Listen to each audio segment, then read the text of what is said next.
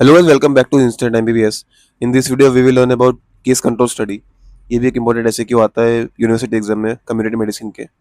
So let's start the video. पहली बात, इसका 6 अलग अलग नाम है वो जान लेते हैं. पहला नाम है रेट्रोस्पेक्टिव स्टडी. रेट्रोस्पेक्टिव स्टडी मतलब कि हम लोग टाइम के पीछे जाएंगे इस स्टडी में. और इसका दूसरा नाम है ट्रोहॉक स्टडी. ये कोहॉर्ट का अपोजिट होता है, इसलिए इसको इसको अगर आप ट्रोहॉक को अगर आप उल्टा पढ़ोगे तो फिर कोहॉर्ट बनता है. तो कोहॉर्ट के बारे में हम लोग अगले वीडियो में पढ़ेंगे. इसका दूसरा नाम है ट्रोहॉक स्टडी. फिर इसका तीसरा नाम है बैकवर्ड लुकिंग स्टडी. और fourth name is effect to cause study. Fifth name is outcome to exposure study. And six name is disease to risk factor study. तो ये 6 नाम आप याद रख लो और इसमें आपके 2-3 पॉइंट हो जाएंगे एग्जाम में. फिर आते हैं इंट्रोडक्शन पे. अब इसमें ये स्टडी में हम लोग पास्ट में जाते हैं, इसीलिए सारे जो 6 नाम है ना वो पास्ट के अकॉर्डिंग है. फिर अब आते हैं इंट्रोडक्शन पे. तो case control study is a type of analytical study and it is it is the first approach to test any casual hypothesis. For example कि अगर हमें जानना है कि किसी डिसीज या रिस्क फैक्टर का कोई एसोसिएशन है कि नहीं, या एग्जिस्ट करता है कि नहीं, या तो कोई उसका स्ट्रेंथ कितना है, तो हमारा फर्स्ट अप्रोच यही होगा केस कंट्रोल स्टडी. क्योंकि इसमें हमें टाइम के पीछे जाना है और इसमें जो एक्सपोजर है और आउटकम है दोनों हो चुके हैं. इसीलिए हम डायरेक्ट भी इस यहाँ से आउटकम से हम लोग एक्सपोजर तक जा सकते हैं. इसीलिए फर्स्ट अप्रोच है अगर कोई भी हाइपोथेसिस टेस्ट करना है तो. अब आते हैं features of case control study पे. तो फीचर्स की बात करते हैं, इसमें 3 फीचर्स हैं. ये नोट्स पूरा के पार का है तो आप लोग इसको ध्यान से देखना. First feature of case control study is exposure and outcome have been occurred. इसमें स्टार्ट ऑफ स्टडी के पहले ही एक्सपोजर और outcome, for example exposure risk factor है, फॉर एग्जांपल स्मोकिंग, और आउटकम जो डिसीज होगा फॉर एग्जांपल लंग कैंसर, ये दोनों पहले हो चुके रहते हैं. दोनों होने के बाद जो है ये स्टडी चालू होती है. और क्योंकि हमें आउटकम की नीड है ना स्टडी में स्टार्टिंग में, तभी तो उसके पीछे जा पाएंगे अपन. फिर सेकंड फीचर है स्टडी प्रोसीड्स बैकवर्ड. तो मैंने वही बोला कि इफेक्ट मतलब डिसीज से हम लोग रिस्क फैक्टर जाएंगे, फॉर एग्जांपल कॉज. और third feature of case control studies ये यूज़ करता है कंपैरिजन, या तो उसको हम लोग कंट्रोल ग्रुप भी बोल सकते हैं, जो भी इंटरफेरेंस जो भी रिजल्ट आएगा उसके लिए. तो ये तीनों फीचर आप लोग याद रखना. अब इसमें हम लोग क्या करते हैं, इसमें हम लोग पॉपुलेशन से हम लोग 2 ग्रुप सिलेक्ट करेंगे, केसेस और कंट्रोल. केसेस वो ग्रुप होंगे जिनको डिसीज हुआ है, और कंट्रोल्स वो होंगे जो विदाउट डिसीज है. अब उसमें भी दो दो टाइप के लोग होते हैं, एक्सपोज भी होंगे और नॉन एक्सपोज भी रहेंगे. सेम इसमें भी कंट्रोल में भी एक्सपोज रहेंगे और नॉन एक्सपोज रहेंगे. अब बात करते हैं केस कंट्रोल स्टडी की स्टेप्स की.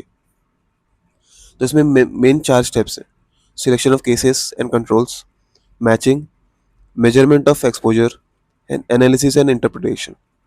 अब ये selection of cases and control भी ये बहुत इंपॉर्टेंट स्टेप है. इसको भी हम लोग ने 2 में डिवाइड किया है, selection of cases and selection of controls. तो इसमें हम लोग पहले पढ़ते हैं सिलेक्शन ऑफ केसेस. अब इसके में क्या होगा, इसमें हम लोग को पहले पता होना चाहिए कि केस का डेफिनेशन क्या है और उस केस का सोर्स क्या है. तो केस का डेफिनेशन पता रहेगा हमें, तो हम लोग सोर्स ऑफ केसेस निकाल सकते हैं, कि हम लोग सोर्स पता कर सकते हैं कि हम लोग को कहाँ से केसेस ले सकते हैं हम लोग. तो डेफिनेशन ऑफ केसेस क्या है कि हमें उसका जो भी डिसीज हम लोग पढ़ रहे हैं उसका हमें डायग्नोस्टिक और एलिजिबिलिटी क्राइटेरिया अच्छे से पता होना चाहिए. It should be specified and it should be specified before the start of study. मतलब हम लोग जो भी डिसीज पढ़ने जा रहे हैं उसके पहले से हमें उसका डायग्नोस्टिक और एलिजिबिलिटी क्राइटेरिया पता होना चाहिए. उसके हिसाब से हम लोग सोर्स सोचेंगे कि हम लोग केसेस कहाँ से लिख सकते हैं. तो केसेस का सोर्स क्या क्या हो सकता है, जनरल पॉपुलेशन और हॉस्पिटल्स.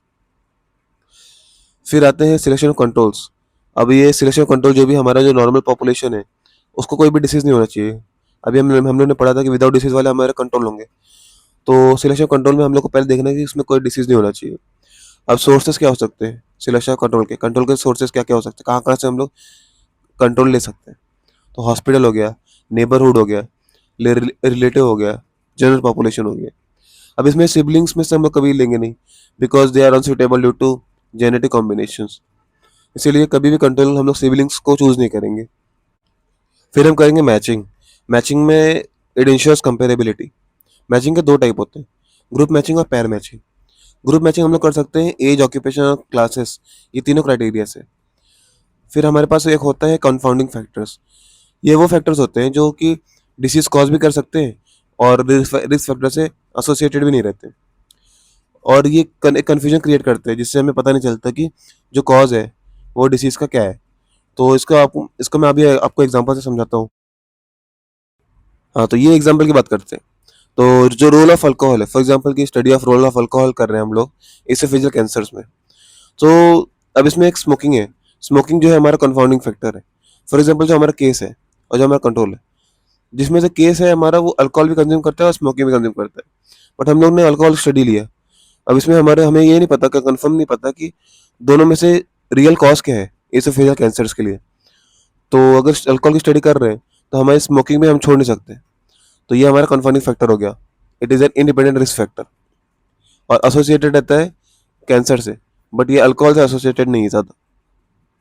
और जनरली इसोफेजियल कैंसर वाले जो पेशेंट्स होते हैं वो अल्कोहल स्मोकिंग दोनों करते हैं।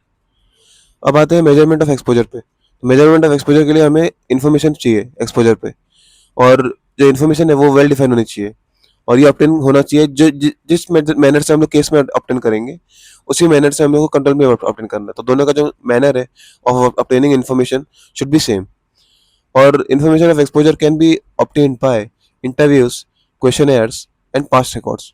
हॉस्पिटल का रिकॉर्ड भी हम लोग चेक कर सकते हैं, तो हमें एक्सपोजर का इन्फॉर्मेशन मिल जाएगा। फिर फोर्थ स्टेप आता है एनालिसिस। अब एनालिसिस क्या बताता है हमें कि रिस्क कितना है। अब रिस्क में क्या आएगा कि एनालिसिस और कहाँ का यूज़ होता है एग्जिस्टेंस फाइंड करने में, कि सच में एसोसिएशन है कि नहीं है, और स्ट्रेंथ फाइंड करने में कि एसोसिएशन का अगर है तो स्ट्रेंथ कितना है। इसके लिए हम लोग यूज़ करते हैं ऑड्स रेशियो। ये एक बहुत ही इंपॉर्टेंट ऐसे एमसीक्यू है कि ऑड्स रेशियो केस कंट्रोल में होता है और ऐसा ही रिलेटिव रिस्क कोहॉर्ट में होता है। ठीक है, कोहॉर्ट स्टडी में रिलेटिव रिस्क आता है। तो ये दोनों एमसीक्यू है। ऑड्स रेशियो इसमें दिखेगा केस कंट्रोल स्टडी में। फिर ये ऑड्स रेशियो होता क्या है, it tells the strength of association between causative factor and disease.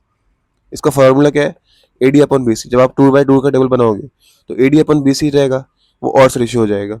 इसको हम लोग क्रॉस प्रोडक्ट रेशियो भी बोलते हैं। अगर जो रेशियो है वो ऑड्स रेशियो जो है अगर मोर देन बनाया तो उसको हम लोग बोलेंगे पॉजिटिव एसोसिएशन।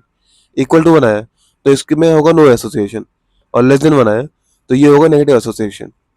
पॉजिटिव एसोसिएशन का एग्जांपल क्या है, ये के पार्क का एग्जांपल है, OCP and thromboembolism. No association का एग्जांपल है smoking and HIV AIDS. And negative association का एग्जांपल है regular exercise with CHD, coronary heart disease. अब आता है यूटिलिटीज पे कि ये स्टडी का यूटिलिटीज क्या है, यूजेस क्या है, मेन यूजेस। ये it is used in investigation of rare disease, it is used for study of multiple exposures, and it is used for investigation of long latent period. जो chronic disease होती है उसके लिए suitable रहता है case control study, क्योंकि इसमें time बचता है हमारा। हम लोग डिसीज हो चुकी है, अब हमें पीछे जाना है, तो हमें कॉस्ट पता करने में हमारा टाइम बच जाएगा काफ़ी। तो लॉन्ग लेटेंट पीरियड है वो हमें उसके लिए हमें वेट नहीं करना पड़ेगा। फिर एडवांटेज देखते हैं इसका, फिर डिसएडवांटेज देखेंगे। एडवांटेज क्या है, case control study are rapid and easy, inexpensive, and it is used for rare diseases. No ethical problems should be faced, and many risk factor can be studied together. और disadvantage क्या आएगा, अब जो control है उसको select करने में problem आती है कि विलिंगनेस नहीं है और कंसेंट नहीं रहता काफ़ी लोगों का। फिर प्रॉब्लम टू सिलेक्शन बायस। अब हम लोग को अगर समझो कि अगर किसी केस को हम लोग सिलेक्ट किए फिर उसने अगर कोई भी रिस्क फैक्टर बंद कर दिया, अवॉइड कर दिया, तो हमारा जो रिजल्ट है वो एथिक मतलब प्रॉपर नहीं आएगा। और इसमें हम लोग इंसिडेंस मेजर नहीं कर सकते कि नंबर ऑफ डिसीज कितने आ रहे हैं नए, क्योंकि इसमें हम लोग को जो डिसीज एग्जिस्ट कर रही है उसी के हिसाब से हम लोग को काम करना पड़ेगा। और it is not suited for evaluation of therapy and prophylaxis. So इस वीडियो के लिए बस इतना ही। Thank you for watching. Subscribe to instant MBBS. ये नोट्स आपको टेलीग्राम चैनल पे मिल जाएगा।